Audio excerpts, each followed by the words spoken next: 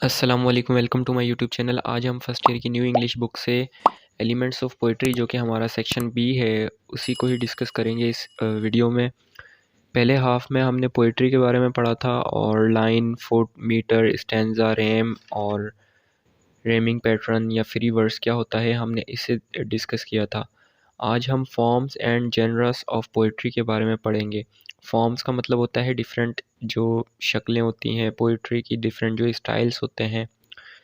और genre genre जो है ये फ्रेंच वर्ड है जिसका मतलब होता है काइंड या टाइप, किस्म। ठीक है, तो पोइट्री की बहुत सारी किस्में होती हैं, पोइट्री की बहुत सारी शक्लें होती हैं। ठीक है, forms and genres of poetry कि उसकी बहुत सारी शक्लें हैं, उसकी बहुत सारी इकसाम हैं पोइट्री की। तो poetry can B broadly divided into three types: lyrical, narrative and descriptive. अब पोइट्री जो है ये तीन जो इसकी टाइप्स होती हैं। एक तो होती है लिरिकल जिसमें मतलब इमोशंस को एक्सप्रेस किया जाता है, अपने जज्बात का इजहार किया जाता है। ठीक है, और नैरेटिव सिंपली ऐसी होती है जिसमें कोई कहानी, कोई तस्करे का जिक्र किया जाता है, कोई कहानी जो है बताई जाती है। And descriptive form of poetry ऐसी होती है कि जिसके अंदर जो है किसी किस्म की किसी की तारीफ़ बयान की जा रही हो, किसी टॉपिक के ऊपर किसी भी हवाले से उसकी बहादुरी का जो है वो तज़किरा किया जा रहा हो या उसकी खूबसूरती की तारीफ़ की जा रही हो डिस्क्रिप्टिव फॉर्म में। ठीक है, तो ये तीन जो है मेन जो इसकी टाइप्स हैं पोइट्री की। और उसके बाद कह रहा है कि further poetry can be classified into forms and genres based on structure, content and style, जिसकी मैं पहले बात कर रहा था आपसे कि इसके डिफरेंट स्टाइल्स होते हैं। तो पोइट्री जो है उसको मज़ीद फिर डिवाइड किया जाता है उसकी फॉर्म्स के बेसिस पर, उसकी जेनरास की बेसिस पर कि उनका जो स्ट्रक्चर है वो कैसा है, उनके अंदर कंटेंट कैसा है, उनका स्टाइल कैसा है। ठीक है, तो उस हवाले से उन्हें डिवाइड किया जाता है। Here are some important forms and genres of poetry. अब हम नीचे डिस्कस करेंगे 6 टाइप्स हैं, फॉर्म्स हैं और जेनरास हैं पोइट्री के। लेकिन उससे पहले मैं आपको बता दूं कि जो 3 प्राइमरी जेनर्स ऑफ लिटरेचर होते हैं इंग्लिश के अंदर, जैसे पोइट्री होती है, ड्रामा होता है और प्रोस होता है। प्रोस क्या होता है, जिसके मतलब ऑर्डिनरी राइटिंग जो कंपोजिशन होती है ना, नसर निगारी जैसे हम उर्दू में कहते हैं, तो सिंपली वो। तो अब हम अपने टॉपिक की तरफ दोबारा आते हैं। सबसे पहले है लिरिक। लिरिक क्या होता है, एक simply lyric is a poem is a short but highly musical verse. क्या है लिरिक, एक पोएम है, एक शॉर्ट पोएम है लेकिन उसके अंदर बहुत जो है ज़्यादा म्यूजिकल वर्ड्स होते हैं। जब उसको हम पढ़ते हैं तो हमें बाकायदा एक जो है ना नज़म की तरह वो लगता है। ठीक है, डेट कन्वेज पावरफुल फीलिंग, और इनके अंदर जो फीलिंग्स होती हैं वो बहुत स्ट्रॉन्ग होती हैं, किसी किस्म का मतलब जो है ना वो शो कर रही होती हैं कि पोइट जो है वो अपनी फीलिंग्स को ज़ाहिर कर रहा होता है उस चीज़ के अंदर। ठीक है, पावरफुल फीलिंग्स को बयान कर रहा होता है कि हमें उसके जज्बात, उसके एहसासात का जो है ना अंदाज़ा हो रहा होता है।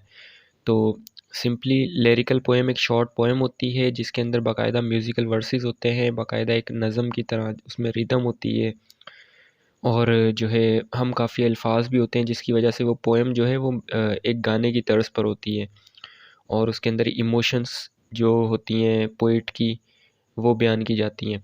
इट हैज़ रैम, मीटर और अदर लिटरेरी डिवाइसेस। इसके अंदर बहुत सारी लिटरेरी डिवाइसेस होती हैं, जैसे रैम है, मीटर है, इसके अलावा भी हैं। ठीक है, तो अब आते हैं सोनेट की तरफ। सोनेट क्या है, this word sonnet means little song. Sonnet जो है एक छोटे सा सॉन्ग है। Sonnet is a 14 line lyrical poem divided into 2 stanzas. अब ये 2 स्टैंजास पर मुश्तमिल होती है और 14 लाइन्स पर डिवाइडेड होती है। ठीक है, an octave and a sestet. अब जो इसके 2 स्टैंजास होते हैं, एक को ऑक्टेव कहा जाता है, एक को sestet. The sonnets 3 main types are Italian, English and Spenserian. अब इसकी तीन मेन टाइप्स हैं, तो एक इटालियन है, दूसरी इंग्लिश है, तीसरी जो है स्पेंसरियन है। ठीक है, जिसकी हम बात कर रहे थे कि ऑक्टेव और सेस्टेट क्या होता है। अगर हम पीछे जाएं तो हमने स्टेंजा में ये चीज़ पढ़ी थी कि ऑक्टेव क्या होता है और सेस्टेट क्या होता है। ठीक है, तो मैं आपके सामने दोबारा ये चीज़ डिस्कस कर देता हूँ कि ऑक्टेव क्या होता है और सेस्टेट क्या होता है। ऑक्टेव जो होता है इसमें 6 लाइन्स होती हैं इस स्टेंजा की, और जो सेस्टेट होता है इसके अंदर 8 लाइन्स होती हैं।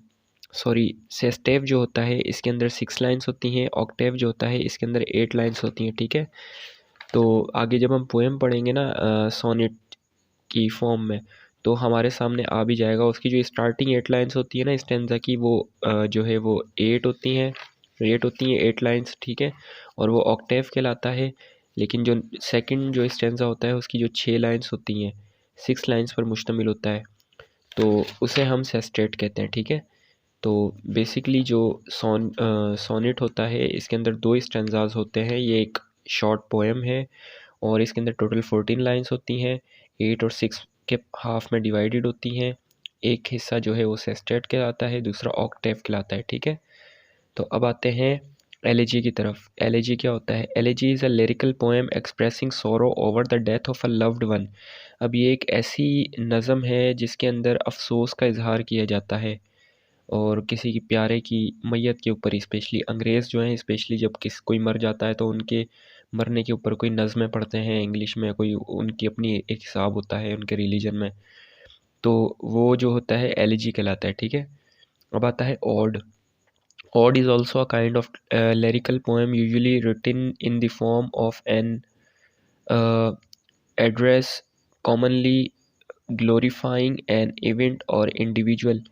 अब ऑड है, ऑड क्या है? एक ऐसी काइंड ऑफ लिरिकल पोएम है, ऐसी किस्म है जिसके अंदर ज़्यादातर जो एक इवेंट की या किसी शख्स की जो है तारीफ़ बयान की जाती है उसमें, ठीक है, यानी उसे जो है उसकी खूबियों को बयान किया जाता है। तो सिंपली ऑड जो है ऐसी नज़म होती है, ऐसा जो है पोएम होती है जिसके अंदर किसी भी वाक़ये की या किसी शख्स की जो है तारीफ़ की जाए, ठीक है। Ballad. Ballad is a narrative poem that tells a story usually in 4 line stanzas called क्वाट्रेंस।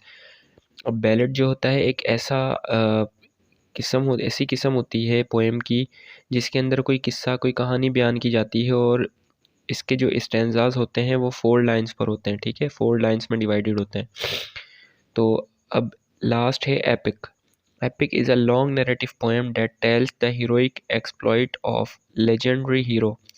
Legendary hero मतलब जो हमारे यूँ समझे कि अफ़सानवी हीरो होते हैं ना, जिनके बड़े बड़े कारनामे होते हैं, जिनकी बहादुरी के किस्से होते हैं, तो जब उनकी कहानियाँ बताई जाती हैं किसी पोएम के अंदाज़ में तो उसे एपिक कहा जाता है, ठीक है। ऐसी पोएम होती है जिसके अंदर कोई उसकी इंसान की बहादुरी के किस्से बयान किए जाते हैं, कि उसके कोई जो है एक्स्ट्रा ऑर्डिनरी उसने कोई काम किया हो, तो उसके वो सारे वाक़यात या बहादुरी का जो किस्सा बयान किया जाता है पोएम की शक्ल में, उसे एपिक कहते हैं, ठीक है। यानी कि वो उसके कोई यूँ समझ लें कि एक्स्ट्रा ऑर्डिनरी उसने कोई काम किया था, तो उसके जो कारनामे हैं हीरोइक अंदाज़ में, जो उसने क्या किया, जो भी काम, तो उसको जब बयान किया जाता है पोइट्री के अंदाज़ में तो उसे एपिक कहा जाता है। तो अब वीडियो के एंड में मैं आपसे कुछ शेयर करना चाहूँगा, जो मेरे दोस्त या मेरे स्टूडेंट्स भी स्पेशली, और बाकी की ऑडियंस जिनको मैं शायद जानता नहीं हूँ, सब्सक्राइबर्स भी हैं, फॉलोअर्स भी हैं जो सब्सक्राइब नहीं किया लेकिन मेरे चैनल को विज़िट करते हैं, देखते हैं, तो आप सबका बहुत बहुत शुक्रिया, आप लोग इतना प्यार देते हैं। मैं इनके कमेंट्स शेयर करना चाहूँगा कुछ दोस्तों के यहाँ पर, और मेरे कुछ स्टूडेंट्स भी हैं जो कि मुझे बहुत ज़्यादा अपने कमेंट्स में याद रखते हैं। हमारे पास जैसे मोहम्मद अहमद हैं, ये मेरे एक स्टूडेंट हैं क्लास 7 के। उसके अलावा मोहम्मद हुज़ैफ़ा हैं, ये भी मेरे एक स्टूडेंट हैं, मोहम्मद अहमद, ठीक है, वो भी स्टूडेंट है। ये माइनक्राफ्ट लवर, तो एक्चुअली ये भी मेरा एक स्टूडेंट है, संदीप, जो कि माइनक्राफ्ट का बड़ा शौकीन है। और उसके अलावा अरसलान अकेडमी, ख़ान मोहम्मद काका, मोहम्मद अहमद दोबारा से, और अवलिन अकेडमी, अस्मा रमज़ान, तो उनके अलावा भी बहुत सारे बच्चे हैं, किन्ज़ा साजिद, अयान साजिद, और भी बहुत सारे बच्चे हैं। आप सबका बहुत बहुत शुक्रिया बेटा, और जितने दोस्त जिन्होंने कमेंट्स किए, जिनके मैं कमेंट सारे नहीं पढ़ पाता और यहाँ शेयर नहीं कर पाया, तो माज़रत आपके लिए।